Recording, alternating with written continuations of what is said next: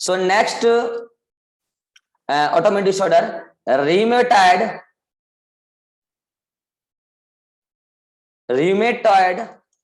arthritis. मैंने पहले ही बोला आर्थराइटिस का मतलब inflammation of joint, inflammation of joint. ये रिमेटॉइड आर्थराइटिस है। अच्छा, आर्थराइटिस मैंने 3 टाइप का बताया था, याद है? ऑस्टियोआर्थराइटिस, गॉटी, याद है? गॉटी आर्थराइटिस। हम यहाँ बात कर रहे हैं रिमेटॉइड आर्थराइटिस की, ठीक है? अच्छा, इसके बारे में मैंने बहुत कुछ वहां पे भी पढ़ाया था एस्कर्डर सिस्टम डिसऑर्डर में, लेकिन चलो यहाँ अच्छे से पढ़ाते हैं, थोड़ा डेप्थ में जाते हैं, ठीक है? तो देखो, याद करो, जो ज्वाइंट बनता है साइनोवियल ज्वाइंट, साइनोवियल ज्वाइंट की हम बात कर रहे हैं। कहां बनता है साइनोवियल ज्वाइंट? लॉन्ग बोन के एंड्स पर, याद आ रहा है? This is the end of long bone. तो इसका किनारा है, ठीक है? लॉन्ग बोन का एक किनारा है। अब याद करो मैंने क्या बोला, लॉन्ग बोन के किनारे पे कार्टिलेज लगा होता है, दिस वन। ये कार्टिलेज क्यों होता है बताओ? ताकि ये दोनों बोन आपस में टकराए तो घर्षण ना हो, ठीक है? दूसरा कि यहाँ पे पूरी तरीके से, यहाँ पे ऐसे दिस वन ऐसे कार्टिलेज लगा होता है, ठीक है? और उसके बाद कैप्सूल लगा होता है ऐसे, ठीक है जी? चलो, अब मैं कह रहा हूं कि इसके बाद ये यहाँ पे कार्टिलेज तो पूरे ऐसे ऐसे होता है, यहाँ पे ऐसे पूरा कार्टिलेज होता है, ठीक है? ये जो मेम्ब्रेन है this one is actually synovial membrane. मैं इसकी बात कर रहा हूं, साइनोवियल मेम्ब्रेन। और याद करो मैंने बोला था कि साइनोवियल मेम्ब्रेन इस कैविटी में, कैविटी है साइनोवियल कैविटी, क्या नाम है इसका? Synovial cavity. और मैंने कहा था कि याद करो इस साइनोवियल मेम्ब्रेन के जो सेल्स होते हैं, सेल के ही बने हैं ना साइनोवियल मेम्ब्रेन, जो साइनोवियल मेम्ब्रेन के सेल हैं वो इसमें फ्लूइड सिक्रीट कर देता है इस कैविटी में, and that fluid is called as synovial fluid. तो साइनोवियल फ्लूइड कौन सिक्रीट करता है बताओ? साइनोवियल मेम्ब्रेन, ठीक है? ये बना के इसमें सिक्रीट कर रही है। इस फ्लूइड का क्या काम है कि इस दोनों बोन के बीच में कभी भी टकराव ना होने दे। जब भी इस बोन में मूवमेंट हो तो उस फ्लूइड्स के जरिए बोन आराम से मूव, जैसे यहाँ पे देखो, यहाँ साइनोवियल जॉइंट है ना, तो मैं मूव कर रहा हूँ, ठीक है? तो जितने भी लॉन्ग बोन के एंड्स में साइनोवियल जॉइंट का कैसा टाइप बताया था, याद करो? कई सारे हिंज, रोटेटरी, मतलब डिफरेंट टाइप के मैंने ज्वाइंट बताया था। तो इस साइनोवियल ज्वाइंट का एक ओवरव्यू है, ठीक है? अब देखते हैं इसमें प्रॉब्लम कहाँ आई है। प्रॉब्लम आती है एक्चुअली, ये तो साइनोवियल मेम्ब्रेन है ना, साइनोवियल मेम्ब्रेन के सरफेस पे कुछ खास प्रकार के प्रोटीनेशियस कंपोनेंट होते हैं, लाइक दिस, ऐसे। किसके सरफेस पे? साइनोवियल मेम्ब्रेन के सरफेस पे। ये देखो प्रोटीन है। तो जो साइनोवियल मेम्ब्रेन के प्रोटीन होते हैं, चारों तरफ है, तो जो साइनोवियल मेम्ब्रेन के प्रोटीन है उसके खिलाफ, उसके अगेंस्ट हमारा ही बॉडी बना देता है एंटीबॉडी। तो ये देखो एंटीबॉडी है, दिस वन, ठीक है? तो उसके खिलाफ बन जाता है एंटीबॉडी। अब देखो कि वो एंटीबॉडी क्या करता है, साइनोवियल मेम्ब्रेन के प्रोटीन के साथ क्या करता है, कॉम्प्लेक्स बना लेता। अब सुनो, मैं पूरा डेप्थ सीरीज वाइज बता रहा हूं, पूरा डेप्थ में। अब सुनना, साइनोवियल मेम्ब्रेन का प्रोटीन, उसको हमारा बॉडी एंटीजन समझ बैठा है, ऑटोइम्यून डिसऑर्डर तभी तो है। वो प्रोटीन और ये एंटीबॉडी मेनली आईजीएम क्लास का होता है। अच्छा, अभी थोड़ी देर पहले मैंने आईजीजी बताया था, किसमें बताया था? मास्टेमिया ग्रेविस, उसमें मेनली आईजीजी बनता है, और रिमेटॉइड में मेनली आईजीएम बनता है, समझ रहे हो? तो ये आईजीएम पेंटामर होता है, यहाँ पे मैंने मोनोमर बना के दिखाया, बाकी पेंटामर होता है, पता ही आपको। तो ये आईजीएम क्या करता है, बाइंड कर जाता है protein of the synovial membrane से, प्रोटीन से बाइंड करता है, उसका सरफेस प्रोटीन से। तो बताओ क्या एक प्रकार का एग्लूटिनेशन हो गया, एंटीजन एंटीबॉडी रिएक्शन, यस और नो? हो गया ना? Yes, sir. अब सुनना क्या होता है, याद करो मैंने एक दिन समझाया था जब मैं कॉम्प्लीमेंट सिस्टम पढ़ा रहा था, अगर याद हो, मैंने कहा था कॉम्प्लीमेंट सिस्टम के एक्टिवेशन का 3 पाथवे होता है, क्लासिकल पाथवे, अल्टरनेटिव पाथवे और लेक्टिन पाथवे, याद है? और मैं बार बार कह रहा हूं कि क्लासिकल पाथवे जो है ये एंटीजन एंटीबॉडी कॉम्प्लेक्स से एक्टिवेट होता है, याद है? तो मतलब कि जो एग्लूटिनेशन हुआ है, क्या इससे कॉम्प्लीमेंट सिस्टम एक्टिवेट हो सकता है? बिल्कुल हो सकता है। वहां पर ब्लड सप्लाई है, उसमें कॉम्प्लीमेंट प्रोटीन रखे पड़े हैं, कॉम्प्लीमेंट सिस्टम क्लासिकल पाथवे से एक्टिवेट हो जाता है। किससे? क्लासिकल। ये दोनों एंटीजन एंटीबॉडी कॉम्प्लेक्स एक्टिवेट नहीं होता है, और ये एंटीजन एंटीबॉडी कॉम्प्लेक्स बना एग्लूटिनेशन से, तो जो classical pathway of activation pathway है कॉम्प्लीमेंट सिस्टम का, वो एक्टिवेट हो जाता है। अब याद करो, मैंने बोला था कि जो क्लासिकल पाथवे एक्टिवेट होता है इसमें दो चीजें होता है, एक तो बनता है मेम्ब्रेन अटैकिंग कॉम्प्लेक्स, और इसमें जो प्रोटीन्स रिलीज होते हैं, रिलीज प्रोटीन्स होते हैं, वो हमारे बॉडी में इन्फ्लामेटरी रिस्पॉन्स काउज कराता है। क्या कराता है? इन्फ्लामेटरी रिस्पॉन्स में हेल्प करता है। Inflammatory response. अब मुझे एक बात बता, मेम्ब्रेन अटैकिंग कॉम्प्लेक्स का क्या काम है? तो मैंने पहले बता दिया, ये तो बैक्टीरिया को किल करता है, कोई पैथोजन है तो पैथोजन को किल करता है, तो यहाँ को पैथोजन थोड़ी आया है, पैथोजन तो आया नहीं है, तो मेम्ब्रेन अटैकिंग कॉम्प्लेक्स का यहाँ कोई रोल नहीं है। ठीक है, मेम्ब्रेन अटैकिंग कॉम्प्लेक्स प्रकार का ड्रिलिंग होता है, ड्रिलिंग, ठीक है, इसका कोई रोल नहीं है, बैक्टीरिया थोड़ी। लेकिन ये जो रिलीज्ड प्रोटीन है, जो कॉम्प्लीमेंट्री सिस्टम के एक्टिवेशन के बाद कुछ प्रोटीन्स कॉम्प्लीमेंट के फ्रैगमेंट्स रिलीज हुए, ये हमारे इन्फ्लामेटरी रिस्पांस को एक्टिवेट कर देगा, और इन्फ्लामेटरी रिस्पांस आएगा तो जल्दी से बताओ, साइनोवियल मेम्ब्रेन के अगर नियर बाय इन्फ्लामेटरी रिस्पांस आया तो क्या साइनोवियल मेम्ब्रेन में इन्फ्लामेशन होगा? यस और नो? तो अब साइनोवियल मेम्ब्रेन से क्या एक्सेसिव फ्लूइड्स का सिक्रीशन होगा? यस और नो? तो वो एक्सेस फ्लूइड कौन है? Synovial fluid. यस और नो? ये एक्सेस हो जाएगा। अब मुझे एक बात बताओ, ये जो पूरा का पूरा कैप्सूल है, ये कैप्सूल तो हार्ड है ना ज्वाइंट के आसपास, दो कैप्सूल तो ज्वाइंट को फूलने नहीं दे रहा है, लेकिन अंदर से फ्लूइड का अमाउंट बढ़ रहा है, साइनोवियल फ्लूइड का। क्यों बढ़ा? क्योंकि उसमें इन्फ्लेमेशन हुआ। उसमें इन्फ्लेमेशन क्यों हुआ? क्योंकि कॉम्प्लीमेंट सिस्टम का रिलीज प्रोटीन आ गए। क्यों आए? क्योंकि कॉम्प्लीमेंट सिस्टम क्लासिकल पाथवे से एक्टिवेट हो गया। क्यों एक्टिवेट हुआ? क्योंकि एंटीजन एंटीबॉडी का रिएक्शन हो गया। क्यों हुआ? क्योंकि एंटीबॉडी हमारे बॉडी ने बना लिया बाई चांस, किसके खिलाफ? तो हमारे साइनोवियल मेम्ब्रेन का प्रोटीन को एंटीजन समझ बैठा। तो यहां तक क्या हुआ? साइनोवियल फ्लूइड का एक्सेस हो गया साइनोवियल कैविटी में, इसकी वजह से दर्द होगा, पेन होगा। पेन हुआ, पेशेंट अगर डॉक्टर के पास चला गया, 2-4 दिन पेन हुआ, पेशेंट डॉक्टर के पास चला गया, तो अच्छी बात है, स्टार्टिंग पीरियड में ही वो क्या करेंगे? एंटीबॉडी डिटेक्शन करेंगे, पता चल जाएगा कि रूमेटॉइड आर्थराइटिस का केस स्टार्ट हो गया है, तो वो क्या करेंगे? इम्यून सिस्टम को सप्रेस करने के लिए इम्यूनोसप्रेसिव ड्रग्स दे देंगे। तो बताओ, इम्यूनोसप्रेसिव ड्रग्स देने से क्या आईजीएम का मात्रा कम हो जाएगा? यस और नो? अगर ये कम हो जाएगा तो एंटीजन एंटीबॉडी का रिएक्शन कम हो जाएगा, तो क्लासिकल पाथवे जो अननेसेसरी एक्टिवेट हो रहा है वो रुक जाएगा, तो इन्फ्लेमेटरी रिस्पांस रुक जाएगा, तो साइनोवियल फ्लूइड का एक्सेस सिक्रेशन रुक जाएगा, तो ट्रीटमेंट हो गया ना। अगर इनिशियल स्टेज में चल गए डॉक्टर साहब के पास तब तो अच्छी बात है, लेकिन अगर अपने आप को शक्तिमान समझ रहे हो तो कोई बात नहीं है, निपटने के लिए तैयार हो जाओ। अब पर्सन बोला मैं तो शक्तिमान, मुझे क्या हो जाएगा? तो देखो क्या होगा। अब क्या होगा, जब ये एक्सेस सिक्रीशन हो रहा है फ्लूइड्स का, तो इससे दर्द हो रहा है। मैं शक्तिमान है, मैं तो सारे दर्द सह सकता हूँ, दर्द सह रहा है, लेकिन पता है, तो अब बताओ, ये इन्फ्लेमेशन 1-2 दिन रहेगा या धीरे धीरे इन्फ्लेमेशन और बढ़ता जाएगा साइनोवियल मेम्ब्रेन में? बढ़ता जाएगा। तो जो इस इन्फ्लेमेशन से कुछ इन्फ्लेमेटरी मीडिएटर केमिकल आएंगे, यस और नो? यस। अब ये इन्फ्लेमेटरी मेडिकल मीडिएटर केमिकल जो क्रॉनिक इन्फ्लेमेशन से आएगा, क्योंकि अब वो इन्फ्लेमेशन 1-2 दिन का नहीं रहा, अब वो क्रॉनिक हो गया, लंबे समय तक रहा है। तो जो क्रॉनिक इन्फ्लेमेशन से जो केमिकल मीडिएटर आएगा, क्रॉनिक इन्फ्लेमेटरी केमिकल्स, वो पता है क्या करेगा? यहाँ के टिश्यू में एक स्पेशल टाइप ऑफ सेल्स होते हैं, कनेक्टिव टिश्यू में एक स्पेशल टाइप ऑफ सेल्स होते हैं जिसको हम बोलते हैं फाइब्रोब्लास्ट। क्या बोलते हैं? टिश्यू में पढ़ाऊंगा, कनेक्टिव टिश्यू में क्या बोलते हैं? फाइब्रोब्लास्ट। ये फाइब्रोब्लास्ट एक्टिवेट हो जाता है। अच्छा, पता है नॉर्मल काम क्या है फाइब्रोब्लास्ट का? नॉर्मल काम है कि ये फाइबर बनाता है। कौन सा फाइबर?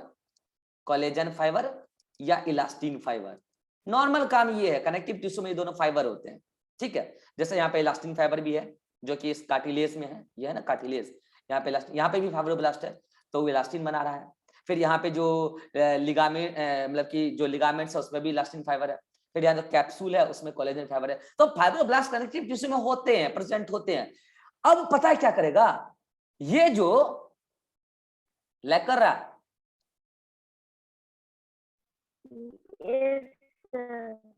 ज्यादा लैग कर रहा है? No sir. हाँ, अब सुनो, ये जो इन्फ्लामेटरी केमिकल्स हैं जो कि क्रॉनिक लंबे समय तक जब इन्फ्लामेशन रहा तो उससे ऐसे केमिकल रिलीज होने लग गए जो इस फाइब्रोब्लास्ट को जाके अननेसेसरी एक्टिवेट कर रहा है। एक बात बताओ, फाइब्रोब्लास्ट अपना काम कर ही रहा था, कोलेजन बना ही रहा था, इलास्टिन बना ही रहा था, अब उसको जबरदस्ती उंगली कर रहे हो, नहीं काम करो काम करो, तो बताओ ये अब नॉर्मल एक्टिवेशन है कि नॉर्मल एक्टिवेशन है? ये तो अब नॉर्मल एक्टिवेशन है भाई, वो तो नॉर्मल एक्टिवेटेड था, ये कोलेजन बना रहा था, इलास्टिन बना रहा था, कितना बढ़िया कार्टिलेज बन रहा था, वहां पे ज्वाइंट वाइंट बढ़िया बन रहा, और उसको अननेसेसरी एक्टिवेट कर रहा है इन्फ्लेमेटरी मीडिएटर केमिकल्स। तो पता है क्या करने लगता है, ये एक्सेसिवली टॉक्सिन प्रोटीन्स रिलीज करने लगता है, and that are called as pannus granules, दाने के फॉर्म में। और पता है वो पेनस क्या करने लगता है, ये जो साइनोवियल मेम्ब्रेन है, साइनोवियल मेम्ब्रेन से जाके बाइंड करने लगता है। इनिशियल स्टेज में ये होता है, साइनोवियल मेम्ब्रेन से वो बाइंड करने लगता है, मतलब स्टार्ट हो चुका, हार्मफुल एक्टिविटी की तरफ आप जा रहे हैं। अब ये पेनस क्या करेगा, थोड़े समय के बाद ये जो आर्टिकुलर कार्टिलेज दिख रहा है ना, उसके साथ बाइंड करेगा और रिएक्शन करेगा। और पता है क्या करेगा, ये पेनस, ये जो पेनस है, अगर कोई पूछे पेनस क्या है, सुनना ध्यान से, अगर कोई पूछे पेनस क्या है तो बोलना इट इज फाइब्रोवेस्कुलर टिश्यू। क्या बोला, फाइब्रोवेस्कुलर टिश्यू। क्यों बोला, सुना ध्यान से, क्योंकि ये फाइब्रोब्लास्ट के अननेसेसरी एक्टिवेशन से आया है। यस और नो, वेस्कुलर क्यों बोला, क्योंकि फाइब्रोब्लास्ट अननेसेसरी इसलिए एक्टिवेट हुए है क्योंकि ब्लड वेसल्स के डायलेशन से, मतलब कि इंफ्लेमेटरी रिस्पांस से जो केमिकल रिलीज हुए हैं, उसकी वजह से फाइब्रोब्लास्ट अननेसेसरी एक्टिवेट हो गया है, और उसकी वजह से यहाँ पे पेनस ग्रेन्यूल्स आया है। So that we call pannus is fibrovascular tissue. ठीक है, अब ये पेनस क्या करने लगता है, ये जो आर्टिकुलर कार्टिलेज थे, ये आर्टिकुलर कार्टिलेज थे ना, ये आर्टिकुलर कार्टिलेज को इरोज करने लगता है, डिलीट करने लगता है ऐसे ऐसे। ठीक है, लो भैया, ये उसको डिलीट करने लगता है। अब देखो ये कार्टिलेज खत्म हो गए, तो अब पता है क्या होगा, अब देखना ध्यान से, अभी तो साइनोवियल फ्लूइड का बढ़ने से दर्द हो रहा था, अब ये कार्टिलेज चला गया। अब जब आप मूवमेंट करोगे ना, तो ये जब बोन टकराएगा ना, भाई साहब खतरनाक दर्द होगा, खतरनाक दर्द होगा। तो भी डॉक्टर के पास नहीं गए, क्योंकि हम तो हैं शक्तिमान, हम क्यों जाएंगे डॉक्टर के पास, डॉक्टर कौन होता है, हम तो नहीं जाएंगे। ठीक है, मत जाइए। अब क्या होगा, अब क्या होगा, अभी तक तो ये इन्फ्लेमेटरी मीडिएटर केमिकल्स ने फाइब्रोब्लास्ट को अननेसेसरी एक्टिवेट किया था, पेनस बना था, आर्टिकुलर कार्टिलेज इरोज हुआ, लेकिन अब ये इन्फ्लेमेटरी केमिकल्स जो क्रॉनिक इन्फेक्शन तो बढ़ता ही जा रहा है ना, क्रॉनिक इन्फेक्शन हो गया होता है, लंबे टाइम का इन्फेक्शन है, अब वो आपके जो बोन वाले सेल्स है, उसमें जो सेल्स होता है उसको बोलते हैं ऑस्टियोब्लास्ट सेल। क्या बोलते हैं उसको, ऑस्टियोब्लास्ट। क्या बोलते हैं उसको, ऑस्टियोब्लास्ट। तो एक बात बताओ, जब बोन बन गया, ज्वाइंट बन गया, सब कुछ हो गया, तो ऑस्टियोब्लास्ट इनएक्टिव हो चुका होगा या अभी भी वो एक्टिवेटेड होगा, उसका काम है बोन को बनाना, तो बोन तो बन गया ना, तो अब ऑस्टियोब्लास्ट का तो एक्टिवेशन नहीं ना होना चाहिए। ये भाई साहब, हाँ ये भाई साहब इन्फ्लेमेटरी मीडिएटर केमिकल ऑस्टियोब्लास्ट को कर देता है एक्टिवेट, वही बोन को बनाया था by the process of ossification. अब मुझे बताओ, वो अगर एक्टिवेट हो गया तो क्या ये ओसिफिकेशन स्टार्ट कर देगा, यस और नो, ओसिफिकेशन स्टार्ट कर देगा। अब बताए क्या होने वाला है, धीरे धीरे बोन का साइज बढ़ने लगेगा, किधर की तरफ, साइनोवियल कैविटी की तरफ, बोन का साइज बढ़ता जा रहा है, देख रहे हो, साइनोवियल कैविटी की तरफ। तो क्या अब क्या ज्वाइंट में मतलब मूवमेंट में प्रॉब्लम आएगा, क्योंकि ज्वाइंट का साइज घट रहा है, प्रॉब्लम आ रहा है, बोन का साइज बढ़ता जा रहा है, तो साइनोवियल कैविटी। एक दिन ऐसा आएगा, एक दिन ऐसा आएगा कि दोनों बोन आपस में कंप्लीटली फ्यूज हो जाएंगे, क्योंकि दोनों तरफ से ऑस्टियोब्लास्ट की एक्टिविटी जारी है, एक दिन बोन फ्यूज हो जाएंगे, ज्वाइंट बिकम्स इमूवेबल। पहले तो क्या हुआ था, स्टिफ हार्ड हो गया था ज्वाइंट, मूव नहीं होता था, एक दिन क्या हुआ, इमूवेबल। अब कोई ट्रीटमेंट नहीं है, अब कोई ट्रीटमेंट नहीं है, अब surgery, joint replacement, joint replacement, महंगे महंगे, उसमें आर्टिफिशियल जो बोन, ये बोन होता है ना, इसका किनारा काट देते हैं यहाँ से और यहाँ से, और आर्टिफिशियल बोन एंड आता है, अलग अलग कंपनी बनाती है, फार्मास्यूटिकल कंपनी बनाती है, और अलग अलग पेटेंट करा लेती है, 1.5 लाख 2 लाख रुपए तक का आता है, 3-4 लाख रुपए तक का भी आता है, अच्छा मॉडल लोगे तो 3-4 लाख रुपए तक में आएगा, एवरेज मॉडल 1.5 लाख 2 लाख में आ जाता है। ठीक है, तो अब वो यहाँ पे लगाना पड़ेगा, अब कोई उपाय नहीं है, कोई ट्रीटमेंट नहीं है, सर्जरी होगा, ज्वाइंट रिप्लेसमेंट होगा। ठीक है, रिस्क भी है उसमें, ठीक हो या ना हो, काम करे ना करे, वो मॉडल वहां पे सेट होगा कि नहीं होगा, बहुत बातें हैं उसमें। ठीक है, तो this is all over the rheumatoid arthritis. तो रूमेटॉइड आर्थराइटिस का मैकेनिज्म इतना डेप्थ में आपके नोट्स में नहीं दिया हुआ है, इसलिए मैंने क्या किया, यहाँ पे लिख दिया उसको। आज मैं एक एक करके लाइन को पढ़ के बता देता हूँ। पहले इसका स्क्रीनशॉट ले लो, इसका स्क्रीनशॉट ले लो, ये फिर गंदा हो जाएगा अभी। तो मैं एक एक करके लाइन पढ़ के बता रहा हूँ। चलो देखो क्या हुआ। सबसे पहले आईजीएम एंटीबॉडी बना, किसके अगेंस्ट, टी लगा लेना यहाँ पे, किसके against, proteins of the synovial membrane, synovial membrane का प्रोटीन क्या है? तो क्या हुआ, एग्लूटिनेशन हुआ किसके बीच में, जो आपका ही बॉडी ने बनाया आईजीएम एंटीबॉडी, इसको बोल सकते हो ऑटो आईजीएम एंटीबॉडी, ठीक है, हमारे बॉडी ने ही बनाया। आईजीएम एंटीबॉडी साइनोवियल मेम्ब्रेन के खिलाफ बन गया, ये एग्लूटिनेशन हो गया, मतलब तो उससे क्या हुआ, कॉम्प्लीमेंट सिस्टम का एक्टिवेशन हो गया। अच्छा बता, कॉम्प्लीमेंट सिस्टम के एक्टिवेशन से मेम्ब्रेन अटैकिंग कॉम्प्लेक्स भी बना होगा, लेकिन उसकी वजह से इन्फ्लेमेटरी प्रोटीन्स भी रिलीज भी होंगे, ठीक है, तो वो क्या करेगा, inflammatory response generated near the synovial membrane, किसकी वजह से, due to activation of complement system, लिख देता हूं, रुक जाओ, due to released protein fragments by activation of what, बोलो, कॉम्प्लीमेंट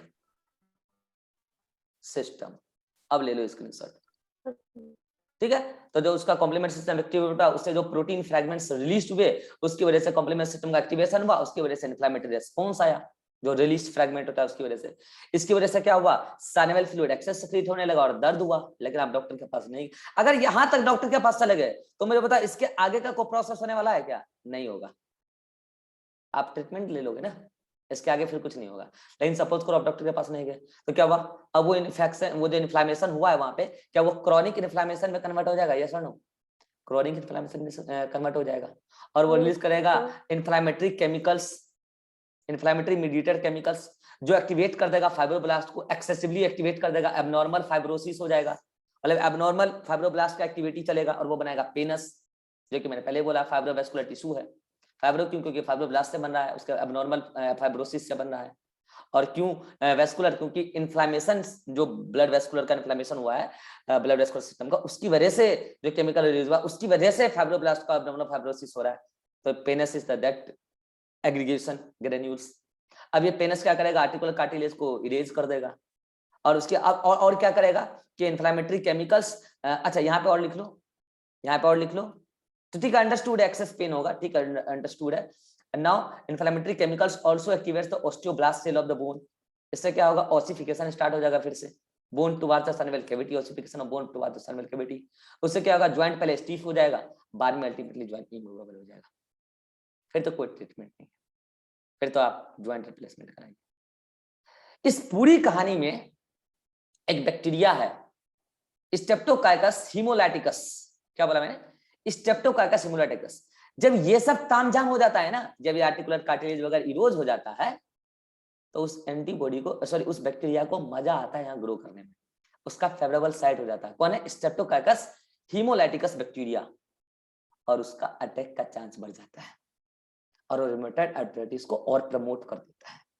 तो अगर कल को बोले कि रूमेटॉइड आर्थराइटिस क्या बैक्टीरिया से होता है, नहीं, ये स्टार्ट तो होता है ऑटोइम्यून डिसऑर्डर से ही, लेकिन क्या रूमेटॉइड आर्थराइटिस के केस को कोई सीवियर बनाने में कोई बैक्टीरिया का रोल है, यस, स्ट्रेप्टोकोकस हीमोलैटिकस बैक्टीरिया का रोल है।